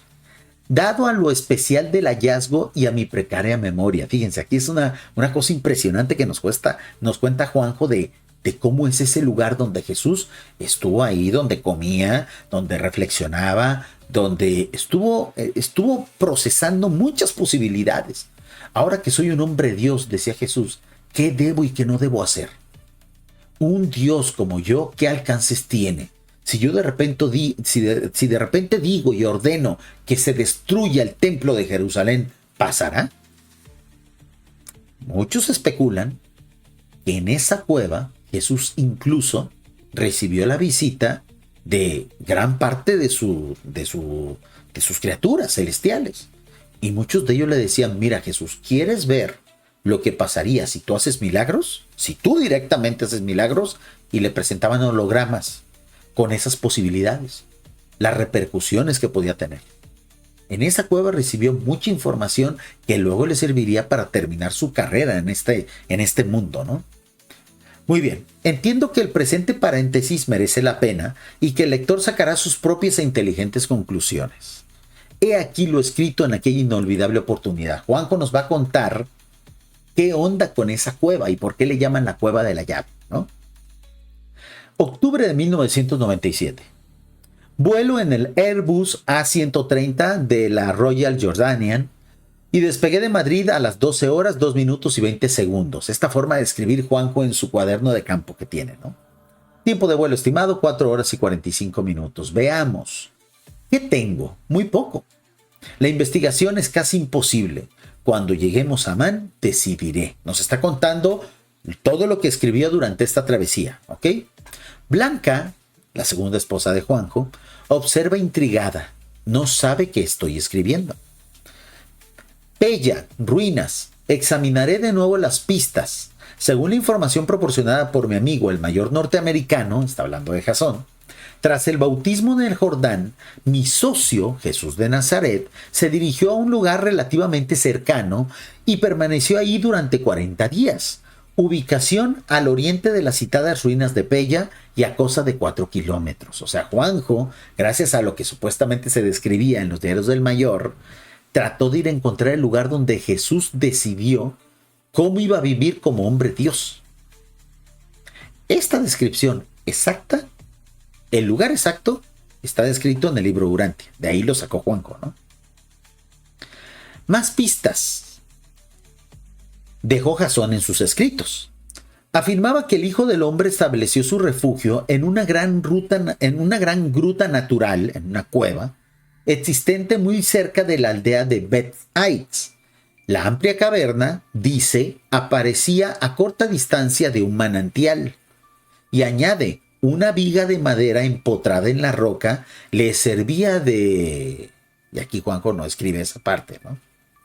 Se trata, por lo tanto, de hallar una cueva, una gruta natural situada al norte de Jordania, a cosa de 4 kilómetros al este de la antigua ciudad de Pella y muy próxima a una aldea llamada Beth-Aiz. Junto a la cueva hay una fuente o un manantial. O sea, tenía muchas pistas para encontrar el lugar. Dice mi estimada Azul Monster, el cuerpo solo es la ropa. El espíritu de Jesús es divino y reencarnó como sacrificio para ayudar y despertar a la humanidad. Mi estimada Azul, Jesús no reencarnó. Jesús resucitó, es diferente, ¿eh? Cuando Jesús nació, su energía era tan fuerte que era difícil mirarlo. Fueron los Reyes Magos. Jesús nació como cualquier niño de cualquier tiempo y de cualquier otro planeta habitado por seres humanos. Jesús nació siendo un niño común y corriente. Si no, hubiera hecho trampa en esa última prueba. Dice mi estimado Melvin, ¿crees en los reptilianos y en todas esas razas? Mi estimado Melvin, es tema del canal de Lo Extraordinario. ¿Ok? Te invitamos a que vayas y te suscribas allá, donde hablamos ampliamente de esos seres que dicen ser reptilianos, ¿no? Muy bien. Me pregunto, ¿por qué termino siempre embarcándome en estas aventuras imposibles? Dice Juanjo, ¿no? Encontrar la cueva en la que vivió Jesús durante su retiro después del bautismo. Nadie lo ha logrado. ¿Por qué tendría que conseguirlo este pobre soñador? Se dice a sí mismo, ¿no? Recuerdo el comentario de mi mujer, de Blanca en ese entonces, cuando tiempo atrás le hice partícipe de tan increíble proyecto. Estás loco. De eso, suponiendo que sea cierto, ya pasaron hace 2000 años. O sea, Blanca en su momento, en los años 90, le decía a Juanjo, no vas a hallar la cueva. El lugar donde Jesús estuvo ya pudo haber sido derrumbado, pudo haber sido dinamitado. La gente a lo mejor ya se metió a vivir ahí, quién sabe, ¿no? ¿Cómo vas a encontrarla?, le decía Blanca a Juanjo. Y recuerdo también mi respuesta: si existe, daré con ella. Fue una seguridad inexplicable, la misma que me acompañaba ahora en pleno vuelo hacia Jordania. 14 horas, Iván recibe la noticia. Me observa igualmente perplejo, pero como imaginaba, acepta encantado. Me ayudará a buscar la gruta. Tampoco sabe muy bien cómo, pero lo hará. Pero se formula una pregunta: ¿por qué? ¿Por qué es importante encontrar esa cueva? La respuesta es muy simple, decía Juanjo. Creo en lo escrito por el mayor. Pero una vez más debo de cerciorarme. Este es el verdadero espíritu de investigador que siempre tuvo en su momento JJ Benítez. Hoy ya no lo puede hacer, amigos. Es una persona ya de más de 80 años. Es muy difícil ir a esos lugares y meterse en tantas situaciones, ¿no? Pero en ese entonces, en los años 90, Juanjo tenía el dinero y sobre todo era muy intrépido para buscar estas cosas, ¿no? Necesito ver y palpar esa gruta, suponiendo que exista, decía Juanjo. Blanca, experta conocedora de mis sueños y locuras, asintió con la cabeza. O sea, Blanca decía, pues hay que ayudarlo porque si no, no se le va a quitar la obsesión nunca, ¿no? Muy bien, avanzamos un poquito porque son varias notas de cómo se dio ese viaje y vamos a avanzar hasta donde precisamente descubre el lugar, ¿no? Juanjo encontró el lugar, tanto así que hay fotografías de dónde estuvo, ¿no? Muy bien, aquí está. No salgo de mi asombro. Durante horas asistimos a un cansino y desesperante peregrinaje por los ayuntamientos de la zona. Empezó a buscar, oiga, un manantial, oiga, ¿dónde estaba antes la aldea de Bethsides?, etcétera, ¿no? Ok, vamos a ver, voy a adelantar un poco, Agotado y desanimado, me dejé caer al pie de unos olivos. El resto del grupo se dirigió hacia los vehículos. No encontraban la gruta. Se pusieron a buscarlo y no la encontraban. No comprendo. Los arqueólogos no tienen ni idea de lo que estoy buscando. Y llegó la sorpresa. Dev se acerca y me susurra. Dev era una de las personas que le estaba ayudando, uno de los locales que les estaba ayudando a encontrar dicha gruta, ¿no? La cueva de la llave, le dijo esa persona, está más arriba, más hacia el este, le dijo. ¿Me estás tomando el pelo?, pregunta Juanjo. El árabe se excusa. Dice que los arqueólogos no le han permitido hablar. O sea, hay mucho secreto de esa ubicación. ¿Por qué? Porque de seguro la gente que vive ahí no quiere que se convierta en un lugar de peregrinaje, ¿no? De nuevo, el instinto. Le miré fijamente y Ushien sostiene la mirada. Está bien, le pido que tome el mando. Él conducirá al grupo. Los arqueólogos, humillados, no replicaron. Entramos nuevamente en los coches y partimos hacia un lugar en el este. Es inútil consultar los mapas, porque yo no sabía dónde estaba. O sea, se perdieron en el lugar. Contrató arqueólogos, contrató gente que le ayudara con los pertrechos, etcétera, y al final se perdieron y no dieron con el lugar. Solamente una persona de los que vivían ahí sabía dónde, ¿no? Muy bien, aquí está. Vamos a ver un poco más. A 200, aquí está. Minutos más tarde nos detuvimos. El sendero era impracticable, o sea, ya el lugar estaba ya totalmente lleno de maleza, a lo mejor ya medio destruido, ¿no? El sendero era impracticable, imposible continuar. Tuvimos que bajarnos del coche. ¿Qué sucede, mejor dicho? ¿Qué me ocurre?, se pregunta JJ Benítez. Ushien señala a lo lejos y proclama: la cueva de la llave, o sea, el lugar donde había estado Jesús tomando decisiones, ¿no? A 200 o 300 metros, en la falda de un pequeño valle, distingo una boca negra y semicircular en la montaña, una apertura pues en la montaña. Y en silencio, sin razón aparente, me despego del grupo corriendo hacia la gruta. Juanjo estaba muy emocionado, ¿no? Una cruz. Debe de haber una cruz en alguna parte, era lo que la gente decía. Ese lugar tiene una marca de una cruz. así lo vas a encontrar. Conforme me aproximo, algo frenó mi carrera, algo inexplicable e inexorable. Al principio lo atribuyo al miedo. ¿Miedo al fracaso? No lo sé. Sucede lo incomprensible. En lugar de entrar en la cueva, me detengo a 6 o 7 metros de la misma. Algo, en efecto, ha captado mi atención. Algo situado a la izquierda de la boca de la gruta. Me aproximo, perplejo y nervioso, y el corazón estaba enloquecido. Y al contemplarlo palidezco. ¿Qué vio Juanjo a un lado de la gruta? ¿No? Una cruz pintada en rojo sobre la chapa que cubre el manantial, la supuesta señal. O sea, ese lugar ya había sido precisamente pues alterado, ya había sido reformado. ¿Por qué? Porque la gente iba y se robaba el agua del manantial, y lo que hicieron fue ponerle una tapa para proteger el agua, y a la tapa le pusieron una cruz, pero una cruz soldada, ¿no? Para proteger la tapa de la oxidación o de los vándalos. Entonces a eso se referían con que la gruta está a un lado de una cruz. Y Juanjo decía, ¿una cruz cristiana en un país musulmán? No, era una cruz hecha con soldadura, ¿no? Un manantial a la izquierda de la cueva, que era lo que decía el mayor Jasón supuestamente en sus diarios, y es lo que se dice en el libro Urantia, que es lo que marca el lugar de la cueva. El dueño del terreno había protegido al manantial con una chapa de hierro, o sea, con una especie de puerta de estas tipo registro de agua.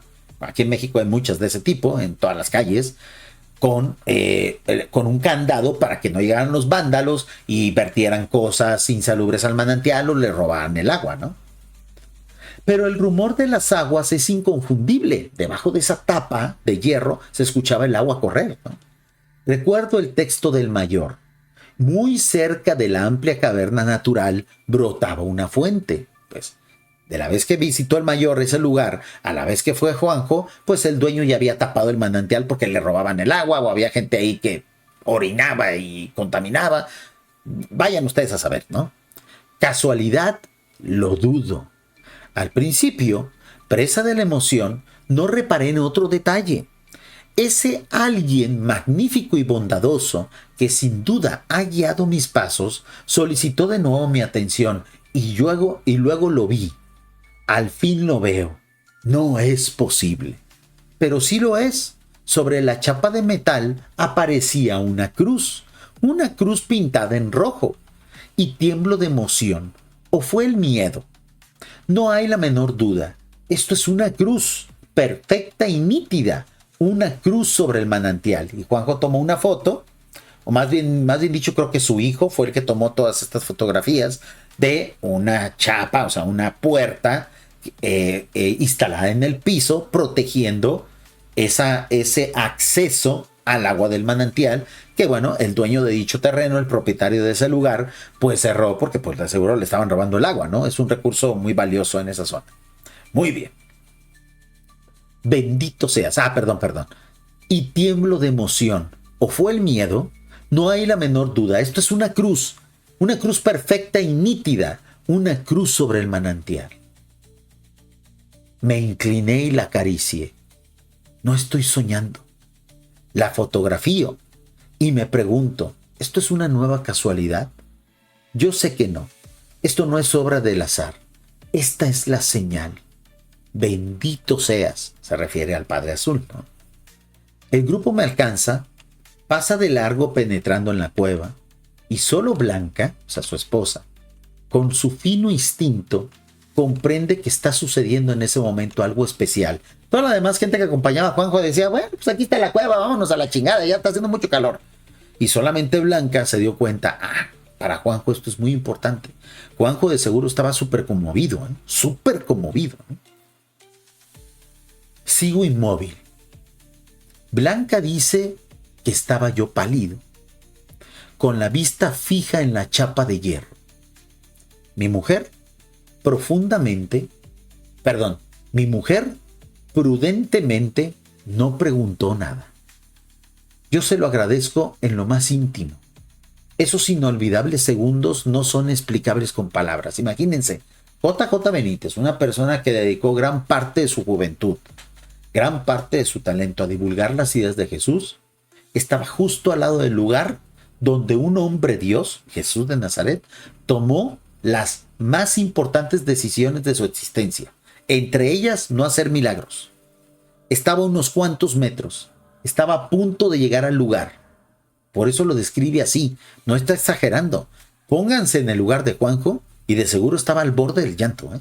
Yo lo entiendo perfectamente bien.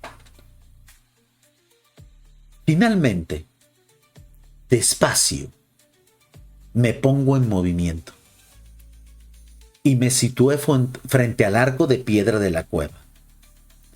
Todo ha cambiado en minutos. Lo que solo era una sospecha, ahora es un convencimiento. Este es el lugar. Esta es la cueva en la que mi socio, Jesús de Nazaret, se refugió durante 40 días. La cueva donde hizo su retiro. Dudo. Voy a pisar y a contemplar un lugar tan sagrado. Él estuvo aquí. Él durmió aquí. ¿Y quién soy yo para entrar a ese lugar? Retrocedo asustado, pero la fuerza que siempre me acompaña me detiene y escucho en mi interior: ¡adelante! ¡Entra! Yo creo que a todos nos hubiera pasado igual, ¿no? Iván, Blanca, Hussein y los arqueólogos jordanos me habían precedido en la inspección de la gruta. O sea, todos ellos entraron y pinche cueva, cabo, está chida la cueva, cabo. Nadie le dio la importancia que para Juanjo tenía. Y que de seguro, si alguno de nosotros fuera, sentiría lo mismo que Juanjo. No manches, estoy en un lugar donde hay una certeza de que estuvo un hombre Dios. Muchos de los demás lugares donde estuvo un hombre Dios han sido destruidos. Han sido utilizados ya para el turismo, ¿no? Son lugares ya bastardizados. Pero este era un lugar que prácticamente era idéntico a como estaba hace 2000 años. Por lo tanto, pues, las piedras, esas piedras que estaban ahí, habían sido pisadas. Habían sido el lugar donde Jesús había decidido pasar esos 40 días ahí reflexionando. ¿Qué voy a hacer? Ahora soy un hombre Dios. ¿Qué va a pasar si alguien se me acerca y me dice, cúrame? ¿Lo voy a curar? No, no lo puedo curar. No puedo alterar el espacio y tiempo. Pero ¿qué pasa si yo me conmuevo y si desde mi corazón, desde el interior de mí, alguien más lo cura? ¿Lo voy a detener? ¿Voy a dejar que pase 40 días reflexionando? Esto es más importante que según eso ande Jesús como loco ahí con hambre en el desierto. Esto es más profundo, esto es más divino. Andy, muy cerca, es la gente que lo había acompañado, ¿no? Me salté un montón porque Juanjo, ya ven que para describir una cosa, o sea, es como los chistes de Polo Polo aquí en México, ¿no? Que para contar un chiste tarda 1 hora, ¿no? Andy, muy cerca, me contempla sonriente y respetuoso. Consciente, supongo yo, de la importancia del hallazgo. Me cede gentilmente el paso. Una de las personas que lo acompañaban le dijo, señor JJ Benítez, pase, aquí está la cueva. Ya entré, es una cueva común y corriente. No me extrañaría nada, amigos, que si fuéramos alguno de nosotros en la actualidad, a lo mejor hasta la cueva está grafiteada. ¿Por qué? Porque se ha perdido total respeto de esos lugares, ¿no? Ahora cualquier recoveco es lugar de vándalos y de convertirse en un picadero, ¿no? En un picadero de droga. Es triste, qué bueno que Juanjo al menos cuando fue, pues era un lugar digno, ¿no? Desciendo muy lentamente por el breve túnel de 3 metros que conduce a una amplia caverna natural. Y mi corazón seguía loco. Varias linternas colaboran. ¿Qué veo? Nada. La cueva está vacía y abandonada.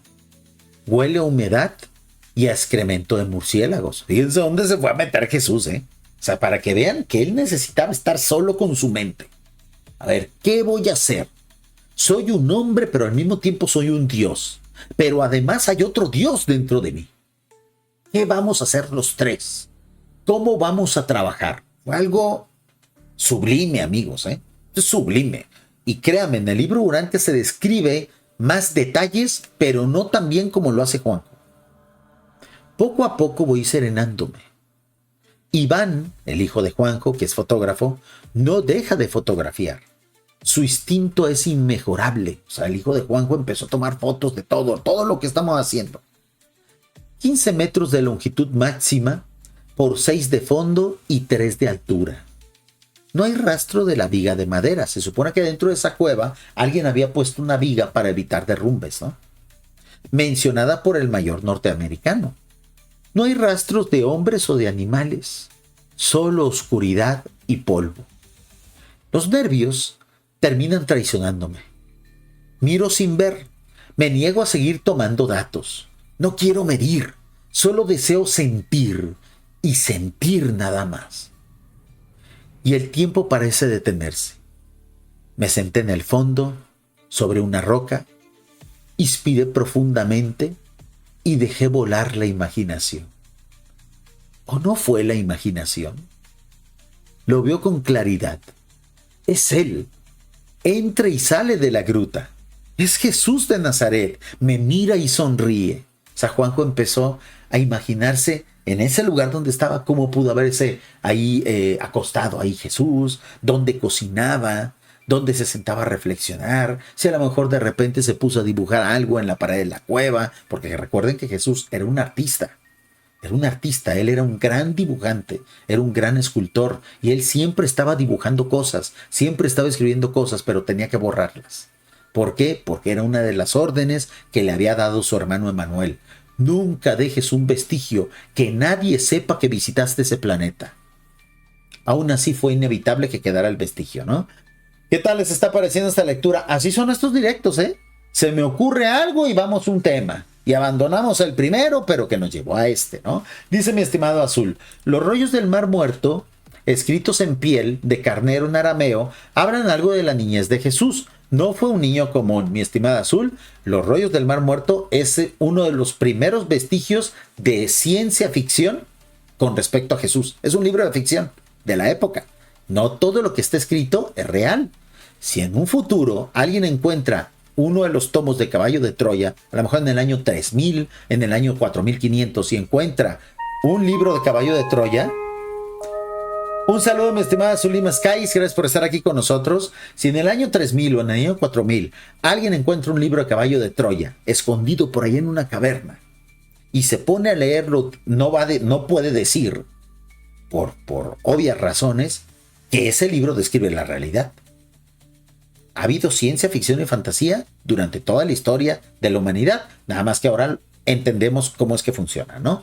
Dice mi estimado Ricardo, yo amo al Padre Azul. En efecto, mi estimado Ricardo, esta es una historia muy bonita que en su momento Juanjo publicó en su página web y que describe muy bien esta situación. Dice mi estimado Melvin, en una entrevista del señor JJ Benítez, dice que antes del periodismo era de estar en las calles, ahora solo lee un guión.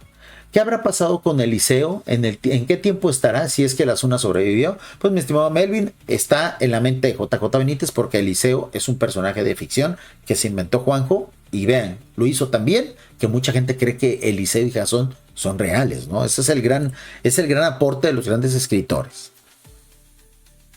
Por fortuna, mi hijo Iván conserva la sangre fría y dispara las cámaras sin cesar. El grupo, poco a poco, fue abandonando la gruta. O sea, llegaron a la gruta, bueno, pues esto que no tiene nada especial. Gente que no entendía el lugar donde estaban parados, ¿no? Pues sí, es una gruta, huele culero, está oscura, hace frío. Nosotros aquí tenemos hambre, pasamos muchas vicisitudes para llegar aquí y es una pinche cueva común y corriente. Pero para Juanjo era el lugar estratégico, ¿no? El grupo poco a poco abandonó la gruta. Me quedo definitivamente solo con mis pensamientos y con mis sensaciones. De pronto, no sé cómo explicarlo.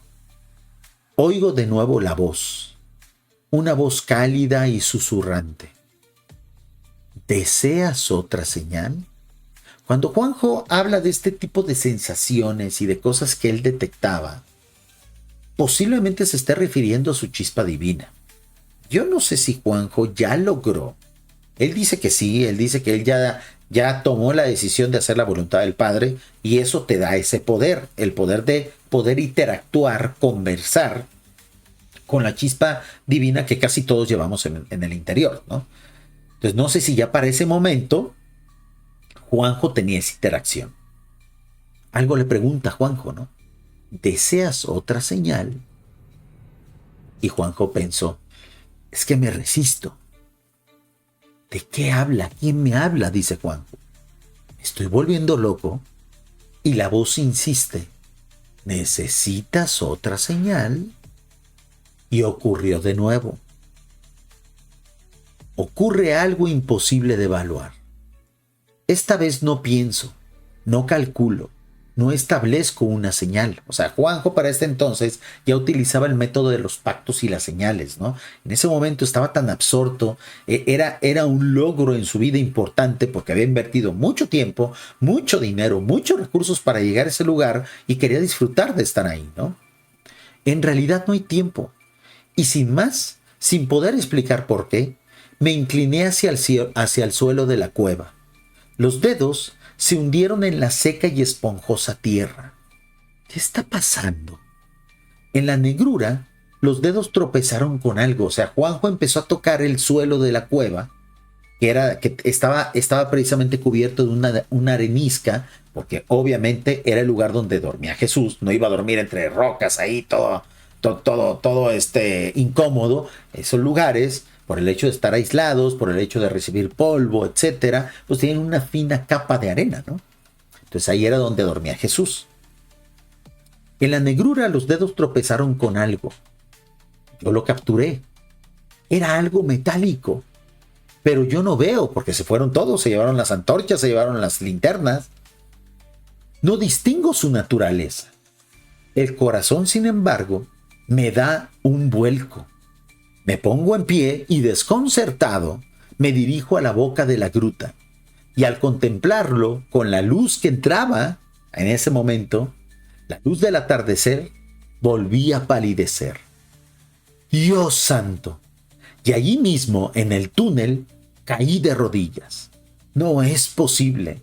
Mi mano sin querer había tropezado con un enorme clavo. Nadie me va a creer, dice JJ Benítez. Un clavo con una curiosa y significativa forma, un clavo en forma de J.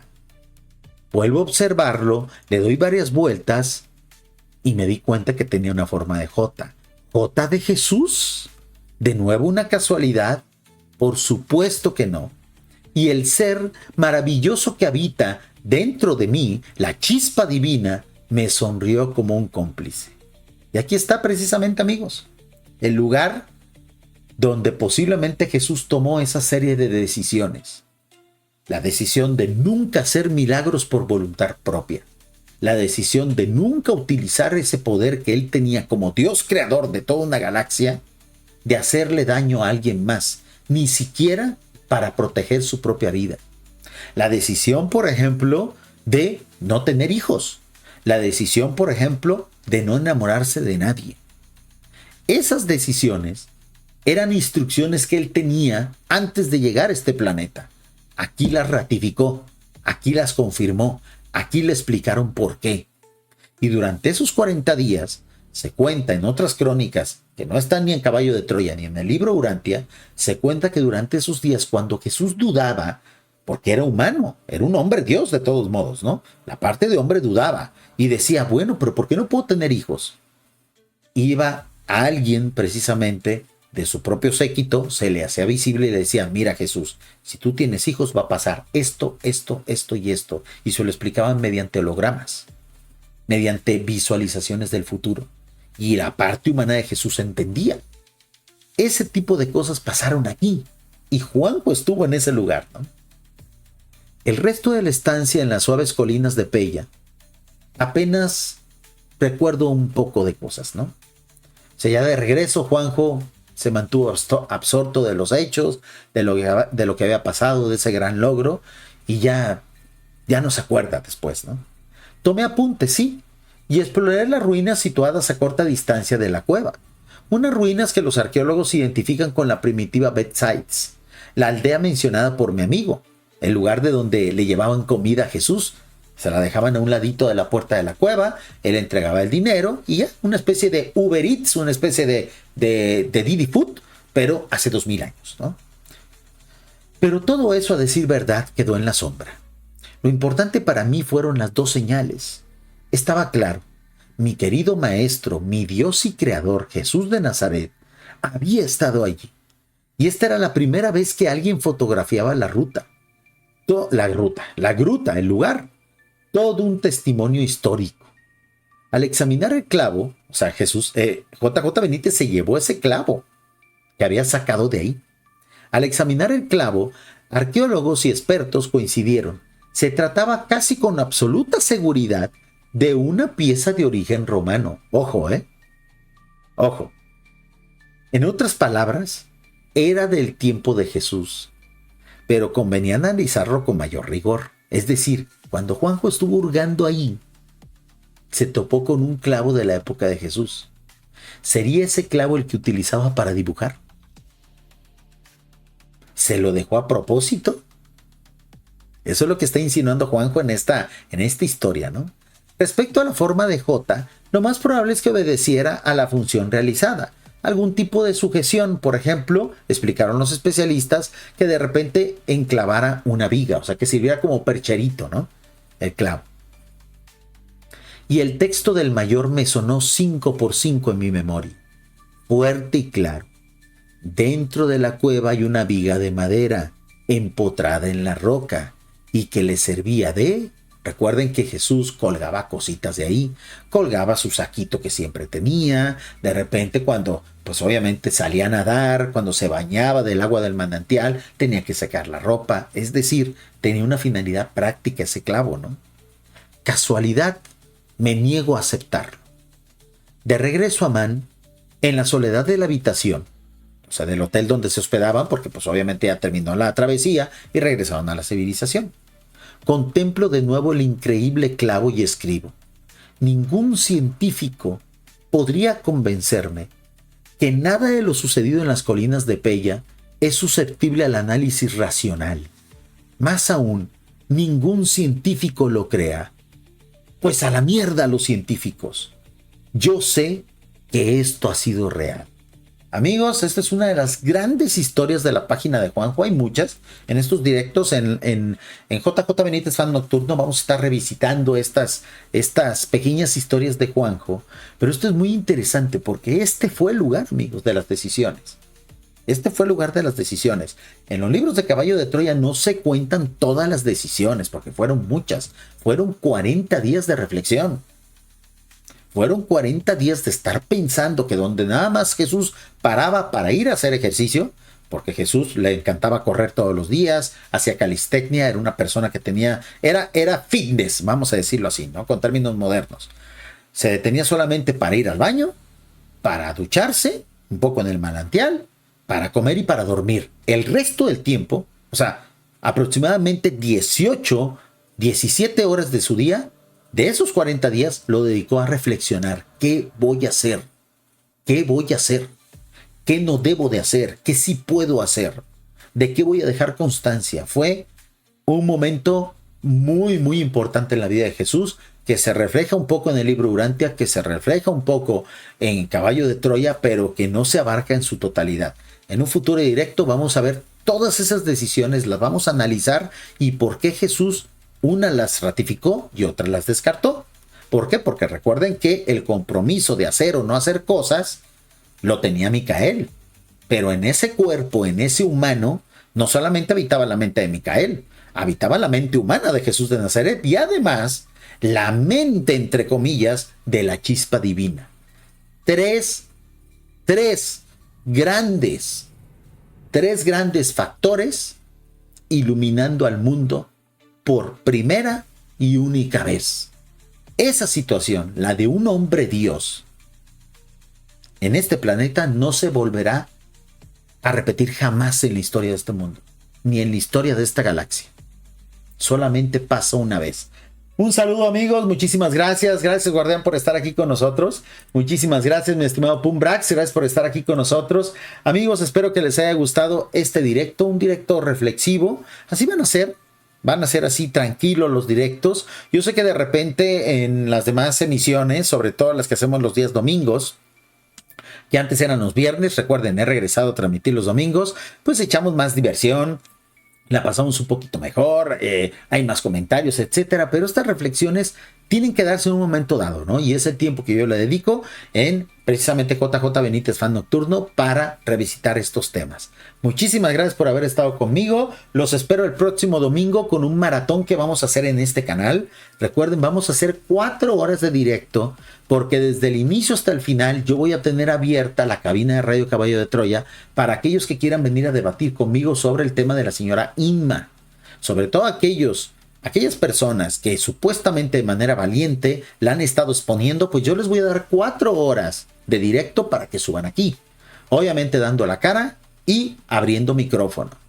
Van a ver, y ya me estoy anticipando, que no va a venir nadie. Porque esta gente solamente critica a la nueva esposa de Juanjo desde la clandestinidad, desde la protección que da el anonimato, como buenos cobardes que son. Voy a esperar 4 horas, y si no se presentan, jamás en la vida vuelvo a hacerle caso a esa gente, porque habrán demostrado que ni tienen valor y no tienen la razón. Porque aquel que no defiende la razón, da por ende que no la tiene. Un saludo, amigos, y los espero el próximo domingo. Esto fue todo en JJ Benítez Fans. Hasta la próxima.